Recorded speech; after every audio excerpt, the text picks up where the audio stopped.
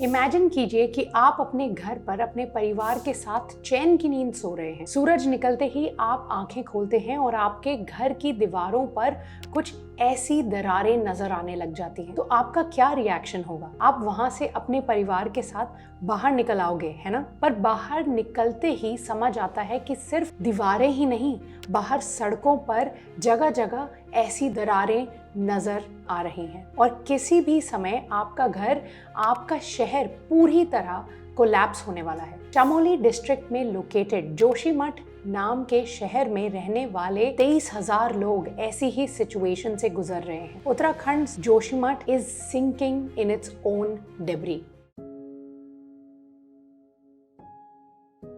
9 जनवरी 2023 जोशीमठ के घर घर में, सड़कों पर, मंदिर की सीढ़ियों पर दरारें ऐसे फैलने लग गई कि जैसे कोई बीमारी हो। इस सिचुएशन को एड्रेस करते हुए चमोली डिस्ट्रिक्ट के मजिस्ट्रेट ने ये कहा कि जोशीमठ को डिजास्टर प्रोन एरिया डिक्लेयर किया जा रहा है। 3 जनवरी से लोगों ने ये रियलाइज किया कि पहले जिन्हें वो दीवार पर आए नॉर्मल हेयरलाइन क्रैक मान रहे थे, वो ड्रामेटिक रेट पर वाइड होते जा रहे हैं। 700 से भी ज्यादा बिल्डिंग्स में वाइड क्रैक्स डिटेक्ट किए गए हैं और उनमें से कुछ तो अनसेफ डिक्लेयर कर दिए गए हैं। रैंडम जगह से वाटर सोर्सेज इमर्ज हो रहे हैं और बिल्डिंग्स एक दूसरे पर लीन करते हुए कोलैप्स होने के बस इंतजार में है। इस पूरे डिस्ट्रैक्शन का रीजन एक ही है, इग्नोरेंस। मैं ऐसे क्यों बोल रही हूँ, ये जानने से पहले चलिए देखते हैं कि जोशीमठ में हो रहे इस डिजास्टर यानी लैंड सब्सिडेंस आखिर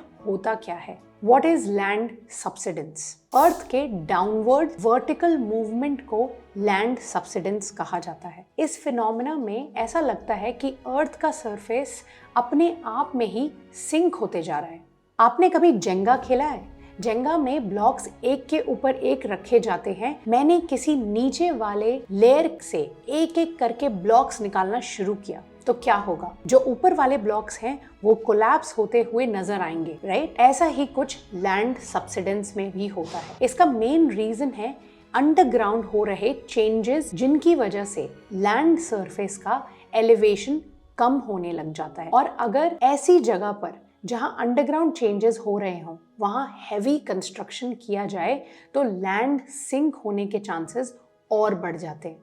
लैंड सब्सिडेंस के कॉजेज वेरी हो सकते हैं। It can be due to the movement of earth's thin crust which is made of rocks, और it can be due to earthquakes. Land sink होने का एक रीजन इरोजन भी हो सकता है। अंडरग्राउंड फ्लो हो रहे पानी की वजह से सरफेस लेयर के नीचे के रॉक्स इरोड होकर वीक हो जाते हैं। Sometimes it's just nature playing the game of creation and destruction, but other times it's human beings performing suicide in the name of development. Joshimath India के पिलग्रिमेज साइट्स के लिए एक गेटवे की तरह सर्व करता है। 4 धाम में से एक बद्रीनाथ मंदिर यहाँ से 45 किलोमीटर की दूरी पर है। सिख कम्युनिटी का हेमकुंड साहिब यहाँ से अराउंड 36 किलोमीटर की दूरी पर है। स्पिरिचुअल सिग्निफिकेंस के अलावा ये जगह आर्मी कंटोनमेंट के लिए भी एक सिग्निफिकेंट रोल प्ले करती है। 1962 के इंडिया चाइना वॉर में जोशीमठ चाइनीज बॉर्डर के करीब होने की वजह से स्ट्रेटेजिकली भी इम्पोर्टेंट था और हमेशा रहेगा, क्योंकि बाराहोती जो इंडिया चाइना बॉर्डर पर लोकेटेड डिस्प्यूटेड टेरिटरी है, वहां पहुंचने के लिए जोशीमठ से ही गुजरना पड़ता है। इस सब से हमें ये पता चलता है कि उत्तराखंड के ये 6107 फीट के ऑल्टीट्यूड पर बसा टाउन क्यों इतना इम्पोर्टेंट है। इंग्लिश लैंग्वेज में एक इडियम है, बिल्ट ऑन सैंड। इसका मतलब होता है कि ऐसी कोई चीज जिसका फाउंडेशन स्ट्रॉन्ग ना होने की वजह से वो सेंसिटिव हो। जोशीमठ की सिचुएशन मेटाफोरिकली और क्वाइट लिटरली कुछ ऐसी ही है। इस टाउन के जियोलॉजिकल प्लेसमेंट्स को देखा जाए तो समझ आता है कि ये एक हिल के मिडिल स्लोप पर सिचुएटेड है, लेकिन ये मिडिल स्लोप एक्चुअली स्लोप नहीं बल्कि सैकड़ों साल पहले हुए किसी एंशिएंट लैंडस्लाइड के डेब्री से बना है। इसका मतलब ये हुआ कि ये टाउन सॉलिड रॉक्स पर नहीं बल्कि सैंड और स्टोन्स के फाउंडेशन पर खड़ा है। इसके अलावा जोशीमठ उत्तराखंड के उन 395 विलेजेस में से एक है जो डिजास्टर प्रोन बेल्ट के अंदर आते हैं। सालों से इस टाउन को ट्रेमर प्रोन जोन कंसिडर किया गया है। When these two things add up, Joshimath becomes sensitive to sinking even with the slightest of triggers. हमारा planet कुछ 4.5 बिलियन साल पहले फॉर्म हुआ था। उसके एज के कंपैरिजन में हिमालयन माउंटेन रेंज को यंग माउंटेन्स कहा जाता है क्योंकि वो करीब 50 मिलियन साल पहले फॉर्म हुए थे। इनफैक्ट पूरी दुनिया में Himalayas youngest fold mountain range है, and because it is young, it is still in transformation, where it goes through a variety of changes every now and then, just like a teen who just hit puberty. पिछले साल geologist नवीन Joel ने यहाँ के land subsidence पर एक research conduct किया था जिसमें पता चला कि जोशीमठ के आसपास का एरिया मेन सेंट्रल थ्रस्ट पर लोकेटेड होने की वजह से स्लोप मोबिलिटी में हाईली एक्टिव है, यानी यहाँ के स्लोप्स फ्रीक्वेंटली चेंज होते रहते हैं। मेन सेंट्रल थ्रस्ट इंडिया के एक मेजर जियोलॉजिकल फॉल्ट जहाँ हिमालयाज में इंडियन प्लेट यूरेशियन प्लेट के नीचे दबी हुई है। इन सारे नेचुरल कंडीशंस की वजह से जोशीमठ को एक इको सेंसिटिव जोन में माना जाता है। To make the matters worse, Joshimath is also prone to dramatic rainfall and snowfall. ज्यादा बारिश या बर्फ की वजह से यहाँ के स्लोप्स easily कोलैप्स होना शुरू हो गए हैं, leading to a dangerous landslide. इसके अलावा ये रीजन फ्लड प्रोन रीजन भी माना जाता है। 2013 में हुए फ्लड के बारे में तो हम सब जानते ही हैं, जिसमें हजारों घर लैंडस्लाइड की वजह से तबाह हो गए और करीब 5000 लोगों की जानें चली गई। इनफैक्ट 2021 में ऋषि गंगा रिवर में आए फ्लड की वजह से करीब 200 लोगों की जानें चली गई थी, जिनमें से more than half Tapovan hydro power plant site में काम करने वाले वर्कर्स थे। Uttarakhand state disaster management authority ने 2022 में ये कहा भी था कि इस रीजन में हुए इन 2 मेजर फ्लड्स की वजह से यहाँ इरोजन काफी हद तक बढ़ गया है, जिसकी वजह से लैंड सब्सिडेंस और लैंडस्लाइड्स के प्रोबेबिलिटीज भी बढ़ गई हैं। इनफैक्ट आज भी जोशीमठ में हो रहे इस क्राइसिस के साथ वहां के रेसिडेंट एक्सट्रीम रेनफॉल का भी सामना कर रहे हैं। आज जो इस जगह की कंडीशन हम सोशल मीडिया और न्यूज चैनल पर देख रहे हैं, उसकी शुरुआत 2021 में हुई थी। उस साल अक्टूबर के महीने में जोशीमठ के 14 फैमिलीज ने अपने अपने घरों में आ रखे क्रैक्स को नोटिस किया, लेकिन इन क्रैक्स को माइनर मानकर वहां के रेसिडेंट्स ने उन्हें रिपेयर करने का डिसीजन लिया। 2022 के एंड तक ये सिचुएशन और सीरियस होने लग गई। 2022 के एंड तक इन क्रैक्स का सिलसिला मेन रोड्स तक पहुंच गया, जिसकी वजह से ट्रांसपोर्टेशन में प्रॉब्लम्स आने लग गई। Now what if I tell you that all of this was predicted and people and the government were warned, say 50 years ago. 1976 में उत्तराखंड उत्तर प्रदेश का ही एक पार्ट हुआ करता था। इस समय एक्सपर्ट्स ने यहाँ हो रहे लैंड सब्सिडेंस को ऑब्जर्व किया और उसके बारे में और जानने के लिए एक कमिटी फॉर्म की, जिसे MC मिश्रा लीड कर रहे थे। इन्होंने 50 साल पहले ये पॉइंट आउट किया था कि जोशीमठ एक फिसलते हुए सैंड और स्टोन्स के फाउंडेशन पर बसा है, ना कि किसी मेन रॉक पर। इसके अलावा रिपोर्ट में अलकनंदा और धौलीगंगा रिवर का भी नाम मेंशन किया गया था, जिनके रिवर करेंट्स की वजह से हिल के फुट पर हो रहे इरोजन का रेट बढ़ रहा था, which served as a warm invitation for land subsidence and landslides. In dangers को एड्रेस करते हुए 1976 के इस रिपोर्ट में ये भी कहा गया था कि जोशीमठ और आसपास के एरियाज में heavy construction, blasting, digging, deforestation जैसे ह्यूमन एक्टिविटीज पर रिस्ट्रिक्शंस लाने की सख्त जरूरत है। Decades later, Joshimath is undergoing a huge crisis with thousands of lives and property at risk. Why? यहाँ के लोग लैंड सब्सिडेंस का शिकार तो हो रहे हैं, साथ ही साथ सालों से बढ़ते इग्नोरेंस का भी शिकार हो रहे हैं। जो एक्टिविटीज रिस्ट्रिक्ट होनी चाहिए थी, वही सारी एक्टिविटीज डेवलपमेंट प्लान्स का हिस्सा बनकर जोशीमठ में कंटिन्यू की जा रही हैं। इस टाउन के अराउंड कई सारे hydro electric power project build किए गए हैं, रोड्स और टनल्स कंस्ट्रक्ट किए जा रहे हैं ताकि इंफ्रास्ट्रक्चर सुधार कर और कनेक्टिविटी को बढ़ाकर टूरिज्म को बूस्ट किया जा सके। 2010 में करंट साइंस में पब्लिश हुए एक पेपर के हिसाब से इस एरिया में Tapovan Vishnugarh hydro power project के लिए जोशीमठ के नीचे जियोलॉजिकली फ्रेजाइल एरियाज में टनल्स खोदे गए हैं। यहाँ के local residents national power thermal corporation को अपना गुनहगार मानते हैं। दिसंबर 2009 में टनल बोरिंग मशीन ने एक एक्वेफर को पंक्चर कर दिया था। एक्वेफर अर्थ की एक लेयर होती है जो ग्राउंड वाटर को कंटेन करने का काम करती है। अब ऐसा एक एक्वेफर पंक्चर होने की वजह से जोशीमठ से 5 किलोमीटर दूर पर सेकंड 700 से 800 लीटर पानी रिलीज होते जा रहा है। एक दिन में 20 लाख लोगों की प्यास बुझ जाए, इतना पानी। ऐसा कहा जाता है कि इस इंसिडेंट के बाद लोकल वाटर रिसोर्सेज सूखने लग गए।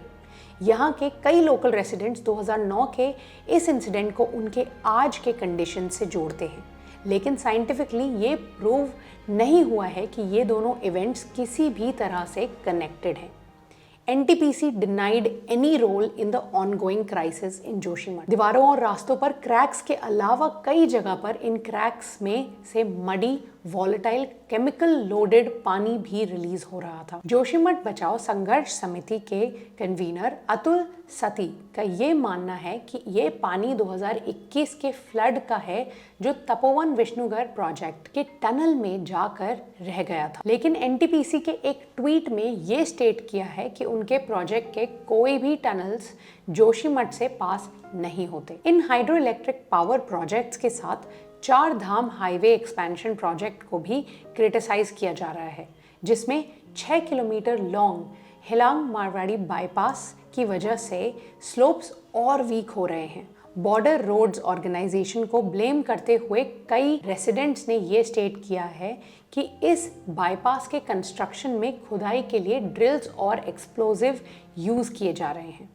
जियोलॉजिस्ट नवीन जोयल ने ये रिकमेंड किया था कि इस प्रोजेक्ट को कंटिन्यू करने से पहले जियो टेक्निकल फीजिबिलिटी स्टडी की जाए, लेकिन इन वार्निंग्स को इग्नोर करते हुए प्रोजेक्ट को आगे बढ़ाया गया। HNB गढ़वाल यूनिवर्सिटी के जियोलॉजिस्ट यशपाल सुंद्रियाल ने ही जोशीमठ के लैंड सब्सिडेंस को स्टडी करते हुए वार्न किया था कि रोड के हैवी कंस्ट्रक्शन का डायरेक्ट असर जोशीमठ के फाउंडेशन पर हो रहा है।